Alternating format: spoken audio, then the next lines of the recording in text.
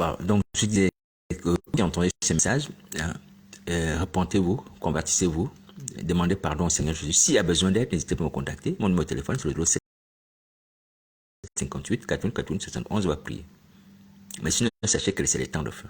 Il n'y a pas une autre alternative. S'il n'y a pas de délivrance, c'est le temps de feu. Et c'est juste de subir le temps de feu. Nos œuvres le méritent. Dieu est juste, hein. Dieu est juste. Quand on agit comme Satan, les démons, on reçoit aussi le salaire de Satan et de ses démons, ça veut dire le temps de feu. Ouais. Le temps de feu est un châtiment qui a été organisé pour Satan et ses démons en proportion de ses œuvres.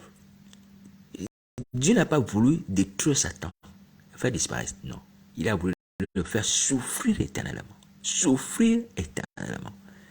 Ouais. C'est-à-dire que si Dieu avait fait en sorte que Satan soit supprimé, ça n'aurait pas eu beaucoup d'impact. Il n'aurait pas senti la lourdeur de ses fautes. Mais il faut qu'il sente cela. Ouais, il faut qu'il sente cela. La lourdeur de ses fautes, la gravité de ses fautes. Pas une souffrance éternelle. Parce que la suppression de Satan n'aurait pas signifié beaucoup de choses. Ouais, Dieu est juste. Et malheureusement, ceux qui agissent comme Satan vont subir également le sort de Satan. C'est logique. Tu marches comme Jésus, mais tu vas aussi vivre comme Jésus. Mais tu marches comme Satan le diable, tu vas aussi finir comme Satan le diable. Là où le maître, là aussi, sera son serviteur. Si tu es avec Jésus, Jésus est au ciel, tu seras au ciel. Si tu es avec Satan, Satan sera juste dans le temps de feu, tu seras dans le temps de feu avec Satan le diable. C'est tout à fait logique, c'est normal. Dieu est juste. Dieu est juste. Mais seulement, j'aimerais dire aux gens qui craignent pour leur vie et qui ont peur le temps de feu, que vous avez encore la possibilité de changer de destinée, de vous repentir. Prenez contact avec moi ou allez au Pays de Jésus Nazareth, c'était la meilleure chose qui est vivant et qui va vous délivrer aussitôt. Vous allez confesser vos péchés, c'est délivré. Jésus Nazareth fait les choses aussitôt. Et ayez foi en sa parole. Ayez foi en lui. Son sang témoigne qu'il a vaincu le diable et ses démons. Le sang de Jésus Christ témoigne de cela. C'est lui qui me permet d'être en vie et de vous parler ce matin. Malgré les attaques que vous voyez, le sang de Jésus me permet, moi, d'être en vie. Et d'autres personnes ont marché comme ça avec le sang de Jésus. Vous n'avez plus de raison de lutter. Vous n'avez plus de raison de lutter. Donc, allez vous repentir. Demandez au Seigneur agir dans ma vie autour de ton sang. Parce que je crois en voyant ton sang que tu peux me délivrer. Ton sang chasse les ennemis de mon âme. Satan s'est demandé tous ces œuvres dans la vie des personnes autour de moi. La vie des personnes, comme on voit même détruire. Mais tu vois que ton sang détruit les œuvres que j'ai fait contre ces personnes. Mais moi, je viens changer de camp. Je ne veux plus être adepte de Satan. Je ne veux plus être au service de Satan. Je vais sur ma vie à quoi est temps de feu. Est-ce que tu vois? Va parler comme ça jusqu'à ça. Va te repentir, confesse tes péchés, demande la délivrance aussitôt. Va comme ça, va prier, quitte Facebook, quitte Internet. Va prier. Alors, donc, je nous rappelle encore ce qui s'est passé à la croix de Golgotha, que lorsqu'il y a eu des événements extraordinaires suite à la mort de Jésus de Nazareth, le soldat qui était chargé de garder et ses collègues qui étaient avec lui ont dit assurément que cet homme était fils de Dieu. On a déjà parlé de ça. Alors, donc, je reviens sur ça pour nous appeler à pouvoir croire que Jésus de Nazareth est réellement le fils de Dieu et que Jésus de Nazareth est capable également de nous libérer de la mort. Est-ce que vous entendez? Fils de Dieu, ça veut dire qu'il est capable d'opérer comme Dieu. Fils de Dieu, ça veut dire qu'il a autorité sur tout. Le Père aime le Fils, il a remis toutes choses entre ses mains. Et ce que le Père fait, le Fils le fait pareillement. Donc le Père ressuscite les morts jusqu'à sa ressuscite les morts. Est-ce que vous entendez? Parce que le Père lui donne ce qu'il fait. Il donne sa capacité au Fils. Alors, donc, le soldat qui était chargé de garder avec les autres qui étaient à la croix, quand ils ont vu les événements qui sont produits, ils ont vu que la terre a tremblé. La terre a tremblé. Il y a eu la déchirure des voiles, même si c'était à Jérusalem. Les sépulcres sont ouverts. Hein?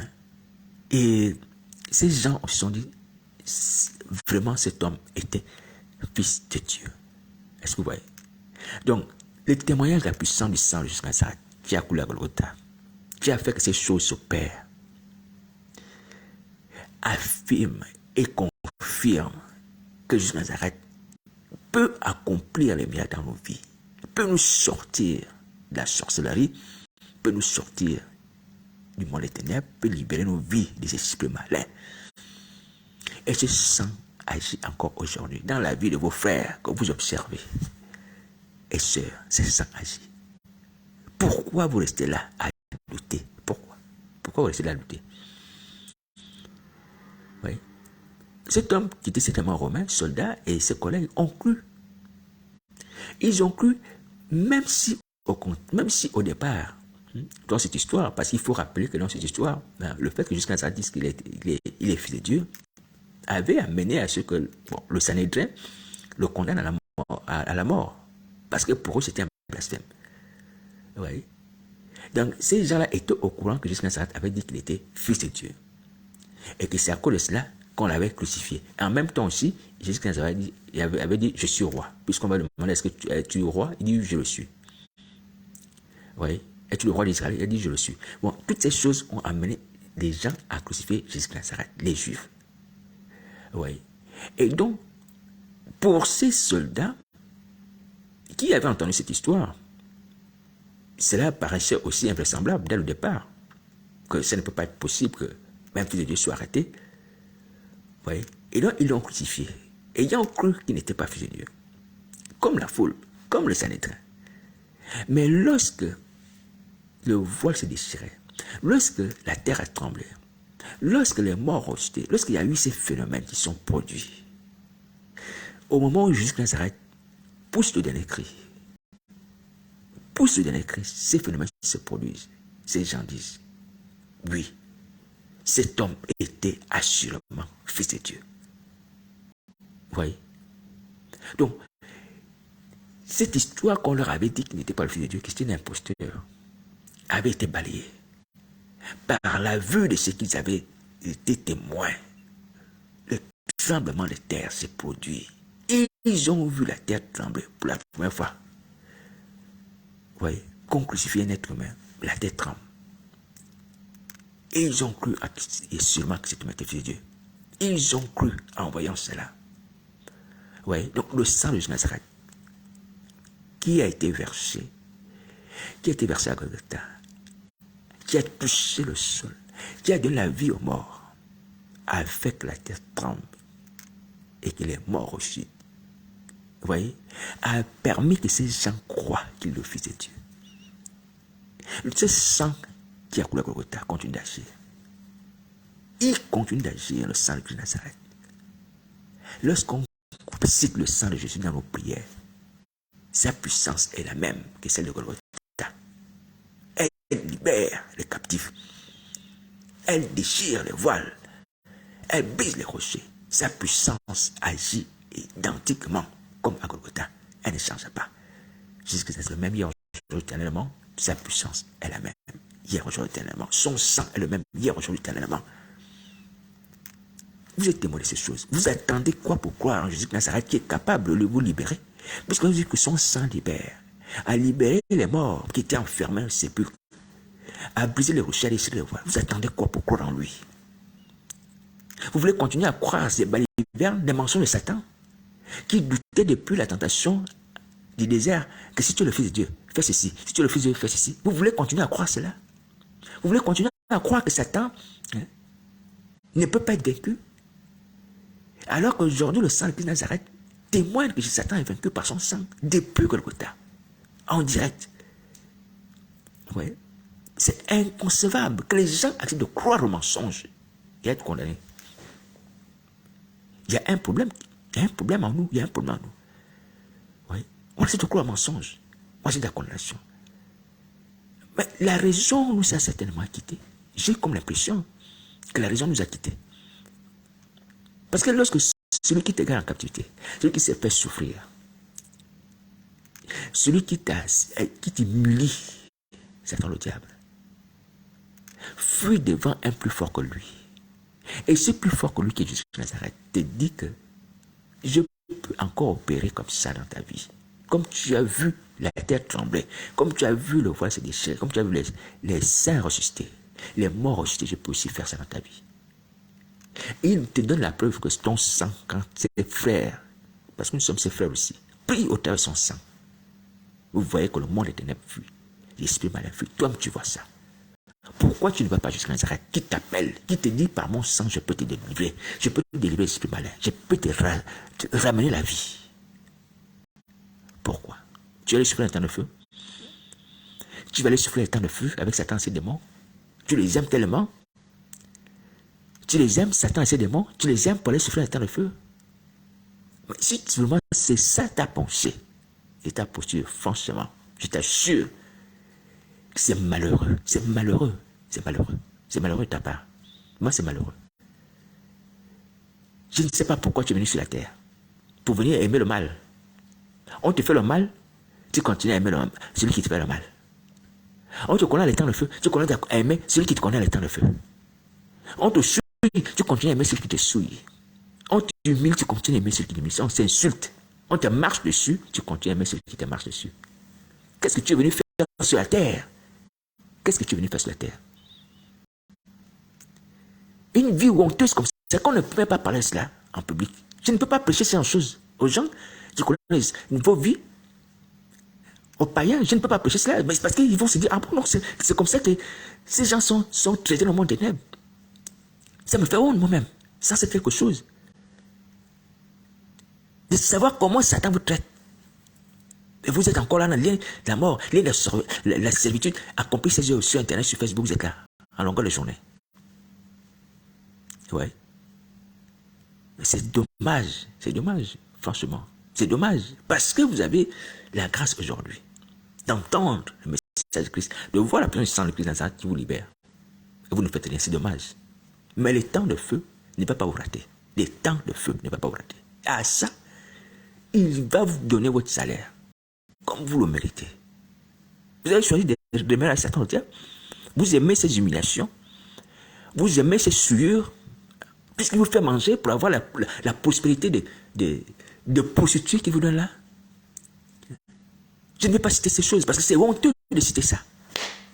Des choses que les gens sont obligés de manger, des choses que les gens sont obligés de faire. Comme ce monsieur qui est obligé de commettre l'inceste tous les jeudis avec sa mère, pour pas que sa richesse disparaisse. Et sa mère qui a été déjà venue à l'église, qui avait renoncé déjà à ces choses dans un premier temps, va repartir en arrière, selon le témoignage que j'ai écouté. Elle dit non, parce que mon fils, il va devenir pauvre. Je vais continuer à aller faire l'impudicité le jeudi avec lui. Voilà. Mais le temps de feu ne va pas vous rater. Le temps de feu, vous allez souffrir comme il faut. Quel bonheur on a avec Satan le diable, quel bonheur. Une prospérité de maudits, Une prospérité de souilleurs, de souilleurs. Nous sommes des souillés. Ils se sont des souilleurs. Oui. Une prospérité souillée. Avec des humiliations, des choses comme ça abominables. Oui.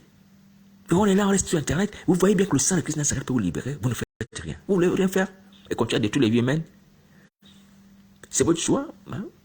C'est votre choix. Hein? C'est votre choix. Chacun est libre. Mais je vous dis que franchement, votre venue sur la terre aura été vaine. Franchement. Aura été vaine. Mais Dieu vous a donné la vie, comme à moi aussi, tout le monde. Hein? Et puis, chacun choisit le bien ou le mal. Alléluia. Chacun est libre. Mais seulement, si vous vous rendez compte que vous avez fait le mauvais choix, si aujourd'hui vous vous rendez compte que vous voulez quitter le monde éternel, vous ne voulez pas suivre les temps de feu, venez à Jésus Nazareth. Venez à Jésus Nazareth. Venez à Jésus Nazareth. Ouais.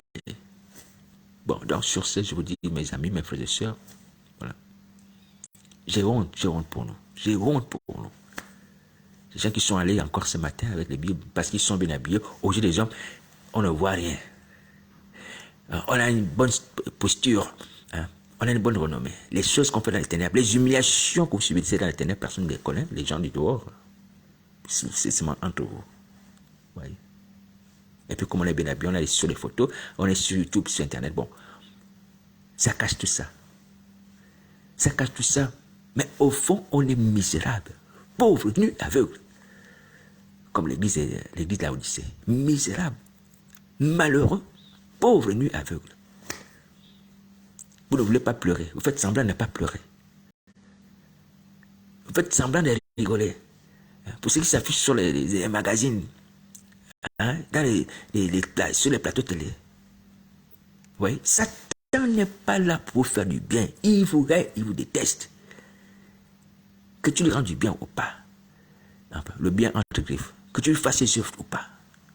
C'est lui qui a fait mourir Akab. Akab, le mari d'Isabelle. On parle d'Isabelle là. Isabelle, la femme d'Akab. Il y a une première Isabelle qui est morte. Et vous savez comment elle est morte aussi? Les chiens ont mangé son corps. Les chiens ont mangé son corps. Voilà. Et Isabelle servait Akab. Elle servait Satan avec son mari Akab.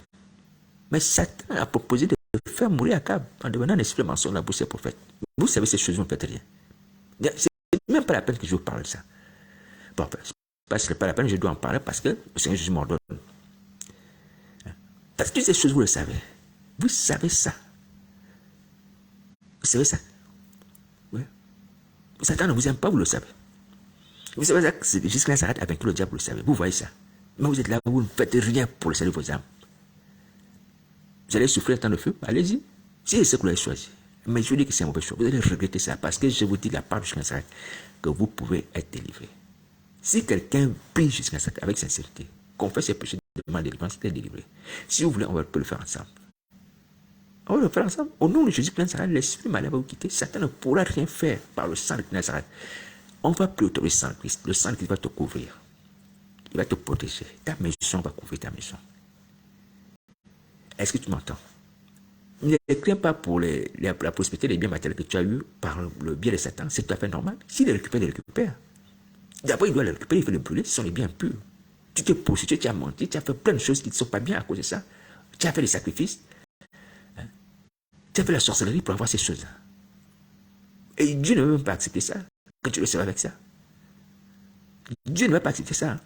Je vous dis d'abord la vérité. Pour ceux qui vont se repentir, vous allez vous repentir. Sachez que tout ce que vous avez reçu par les biais des voix sataniques, le mensonge, tout ça, le service des démons, les sirènes, tout ça, qui vous enseigne que le mensonge. Le faux. Parce que Satan ne peut pas vous enseigner à voir la justice. Impossible, impossible, impossible. Impossible. Il n'aime pas les voies de Dieu. Voici pourquoi il enseigne les ténèbres. Il enseigne à être voleur. Lui qui traite des gens de voleurs. Lui-même le premier voleur, il enseigne les gens à être voleurs. Tu deviens sorcier, Satan t'apprend à voler. Satan t'apprend à mentir. Jusqu'à ça, dit Satan est le père de mensonges. Il est aussi voleur. Et ce que le père est, le fils aussi l'est. Dès que tu es un père qui est un voleur, tu deviens un voleur. Tu es un père qui est menteur, tu deviens un menteur. Ça, je le sais. C'est pourquoi, sans les condamner, tous ceux qui sont élevés dans ce monde-là, il n'y a pas un jour ou du moins, je veux dire, il n'y a pas un mois, on n'entend pas qu'il y a quelqu'un qui a été pris dans un quelconque scandale. Soit scandale sexuel, soit scandale d'argent. Impossible, impossible, impossible.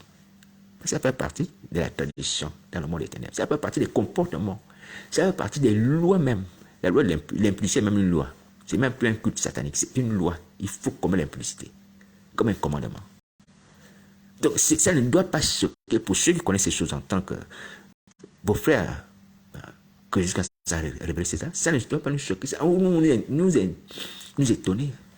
Pour entendre, oh mais cet homme ou cette femme, c'est cela. Voilà.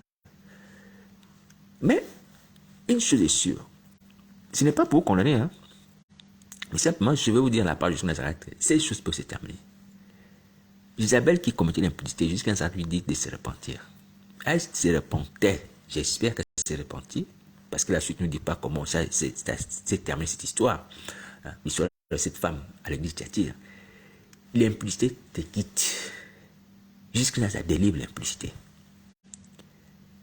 Tu te maries. Tu ne vas plus mener cette vie de volage ou d'impudique. Est-ce que tu m'entends? Tu penses que les sortilèges de Satan sont plus forts que la puissance qui est dans le sang de Jésus-Christ Nazareth? Parce que tu te dis non, mais Satan a fait les sortilèges. Que je sois toujours derrière les femmes ou que je sois toujours derrière les hommes. Donc moi, je sais les faire. Pourquoi vous savez faire les sortilèges aussi? Pour lier les hommes ou pour lier les femmes. Dans l'implicité, dans les choses comme ça, les faux mariages. Mais la puissance qui est dans le sang de Jésus détruit cela, détruit. Magie noire, magie rouge, magie blanche, magie jaune, quel que soit le nom de ces magies. Le sang de Jésus, ça détruit ces choses. N'aie pas peur parce que tu connais la puissance de ces sortilèges que tu fais. Que toi-même tu fais, tu pratiques. Je sache que Jésus peut te délivrer la puissance de ces choses par son sang. Voilà. Donc, que ce soit l'impurité, que ce soit le fait de manger les viandes sacrées aux idoles, les viandes impures. En fait, le culte satanique, c'est ça. On mange, on commet l'impudicité. Tu seras délivré de ces choses. L'attachement aux viandes impures,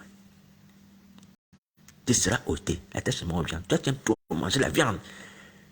Cette habitude ne vient pas du fait que non, bon, parce que tu trouves que la viande, je suppose, hein, beaucoup de calories, des choses comme ça, des vitamines, ou des choses, j'ai dit à tout hasard. Non. C'est à cause de l'habitude que tu as du monde des ténèbres. Voilà pourquoi tu ne passes pas une semaine sans manger la viande. Il y a même des gens qui mangent la viande. Ici, hein, je ne vais pas parler de choses invisibles. Sans pain, sans riz, sans manioc, ouais, sans complément. Ce qu'on nous appelle en Afrique complément. Sans le manioc, sans le pain, sans le riz. La viande comme ça. L'attachement à la viande. Il faut la viande, il faut la viande, il faut la viande. Même s'il n'y a pas le pain, même s'il n'y a pas le riz, même s'il n'y a pas le manioc, même s'il n'y a pas les pâtes. Mais la viande, il faut la viande. Oui. Alléluia. Sache que tu peux délivrer aussi. L'attachement à la viande. Jusqu'à ce peut délivrer par son sang. Alléluia. Tu mangeras même du riz sec. Tu pourras manger des pâtes sans viande. Tu pourras manger du pain sec. Te rassasier, être heureux. Sans forcément manger de la viande. Je te dis la vérité. Et toi-même aussi, tu as aussi l'habitude de ne plus trop t'attacher à la viande. Parce que ce sont les habitudes que tu connais, c'est du monde des ténèbres. Il ne faut plus t'attacher à la viande. Un homme doit être discipliné. Là, je parle comme Paul. Étant inférieur à Paul, je ne suis pas meilleur que Paul, je ne suis pas à sa hauteur. Pourquoi? Parce que Paul, dans ses épîtres, va dire que nous sommes comme les athlètes. Ouais. L'athlète, il doit traiter durement son corps. L'athlète, il doit courir pour pouvoir remporter le prix, la vocation céleste. Est-ce que vous entendez ce que Paul dit? Il dit, je traite durement mon corps. Donc, ça veut dire qu'il se autodiscipline. Donc, il se discipline lui-même, son propre cœur. Oui. Donc, il y a les exercices, du moins, il y a des efforts personnels qu'on fait quand on sait qu'on a une faiblesse par rapport à telle chose. C'est ça, traiter durement son corps. Si ton corps te pousse à manger de la viande, tu le traites durement. Ton corps te pousse toujours à vouloir commettre l'impudicité, tu le traites durement. Alléluia. Tu le traites durement. Il s'agit d'un homme de Dieu qui parle. À cause du corps de mort que nous avons. Oui. Alors, donc, sache que ces choses-là peuvent s'arrêter par une pratique quotidienne de la prière, de la croix, du sang de Jésus-Christ. Alléluia. Voilà. En traitant durement son corps. Traitant durement son corps. Alléluia. Mais ces choses que tu vois, que je t'annonce, qui vont se manifester dans ta vie. Vont se manifester dans ta vie, mais il faut que tu commences d'abord par te repentir de manière de défense. Alléluia. Tu sauras cette connaissance-là, comment traiter durement son corps et vivre, même chaste, et même si tu es célibataire, sans avoir de mari de nuit. Tu pourras vivre comme ça, homme comme femme, jusqu'à la vraiment jusqu'à Nazareth. Chaste, célibataire, c'est possible. Paul dit que je traite durement mon corps. Et Paul n'avait pas de femme. Oui. Donc c'est possible. Donc il y a un moyen pour toi d'être libéré de ces affections-là. On peut mettre addiction, ça devient comme une drogue. L'impudicité et les viandes. Est-ce que tu m'entends? Mais il faut d'abord commencer par le commencement qui est la repentance. La repentance, la repentance. Alléluia. Et puis tu auras la délivrance. Et puis tu auras la pratique. Comment traiter durement son corps par le Saint-Esprit. Il va te montrer. L'Esprit de Jésus va te montrer. Alléluia. Et tu verras que tu ne pourras plus être dominé par ces envies-là. Alléluia. Tu ne pourras plus dominer par ça. Donc c'est possible. Ne te dis pas que non, il y a des sortilèges qui sont faits dessus. Certes, il y a des sortilèges. Parce que Satan ne fait rien sans sortilèges. Il y a des sortilèges qui font que vous soyez attachés à la viande, vous soyez attachés à l'impudicité, vous soyez attachés à l'argent. La troisième chose qui nous a fait tomber, l'argent. En plus de vouloir beaucoup manger.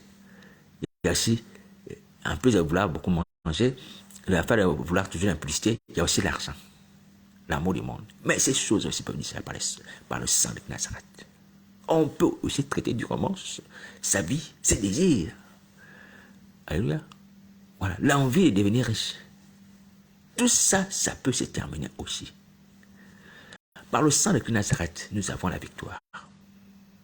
Les morts sont sortis des sépulcres. C'est-à-dire que les œuvres du diable ont été vaincus. Les morts sont sortis des sépulcres au travers du sang de Nazareth. Vous voyez? Donc tout ce qui les retenait est resté là-bas. Le sang de Nazareth nous a libérés. Il nous libérera de toutes les œuvres de la mort, mais c'est juste des morts, les œuvres de Satan, la chair. Est-ce que vous entendez? Voilà, donc sur ce, je vous souhaite bon courage. Mais seulement, si vous ne repentez pas, au temps où nous sommes, c'est de frapper. De mort, vous allez subir les temps de feu. Donc, le séjour de la mort n'est pas une consolation, je répète. Le séjour de la mort, ce n'est pas une consolation. Que personne ne se dise que je serai heureux ou heureux dans le séjour de la mort. Où je vais retrouver mes grands-parents, mes amis décédés. Tu ne seras pas heureux là-bas. Tu seras ramené devant le trône de Jésus de Nazareth. Et tu seras jugé et jeté dans le temps de feu.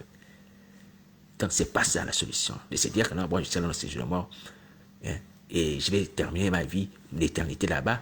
Voilà. Ou moi, je vais vivre l'éternité là-bas. Non. Il n'y a même pas l'éternité là-bas. Parce que le séjour de la mort, lui aussi, sera jeté dans le temps de feu. Comme vous l'avez lu dans les Écritures. Comme je viens de vous le faire entendre. Est-ce que vous entendez? Est-ce que vous avez des oreilles pour entendre ce que Jésus nous dit? Donc, la seule alternative aujourd'hui pour ne pas souffrir, c'est de se repentir. Un point, c'est tout. Est-ce que vous entendez? Alors, donc, j'aimerais encore dire au pasteur de l'église de Paris, il y a tous les autres, ses collègues, de se repentir. De se repentir. Ce n'est pas la peine de continuer les commentaires sur Internet, les posts, vous perdez du temps, vous perdez du temps. Vous perdez du temps. Humblement, pasteur, repentez-vous sur vos vies. Repentez-vous sur vos vies. Ne laissez plus Satan, qui est l'image aussi de Jézabel, continuer à sévir dans l'église de Paris de toutes les vies et transmettre la sorcellerie. Oui. Et vous utilisez pour cela. Je parle devant le trône de Jésus Nazareth. Il ne s'agit pas d'humilier quelqu'un. Il ne s'agit pas de connaître quelqu'un. Je nous exhorte à la repentance et je suis prêt à prier avec vous. Pourquoi vous ne voulez pas vous repentir? Pourquoi? Pourquoi? Vous observez bien le sang de Christ qui agit, qui opère. Et vous ne voulez pas venir à Jésus Nazareth, qui a le pouvoir également vous libérer, d'exercer sa puissance par son sang dans vos vies. Mes amis, pourquoi vous faites ça? Pourquoi vous faites ça? N'allez pas regretter. N'allez pas regretter le temps de feu. Donc ça, je le dis pour tous. Voilà, donc sur ce, je nous souhaite à tous bon courage. Aujourd'hui, vraiment, que ce soit un jour d'allégresse, un jour de joie pour nous. Alors, si quelqu'un veut me contacter, mon numéro de téléphone reste à votre disposition. C'est le 0758 448 711. Voilà, donc vous m'appelez, on va prier. Le Seigneur Jésus agira. Sinon, allez vous-même au pays jusqu'à Nazareth. Merci. Bon courage.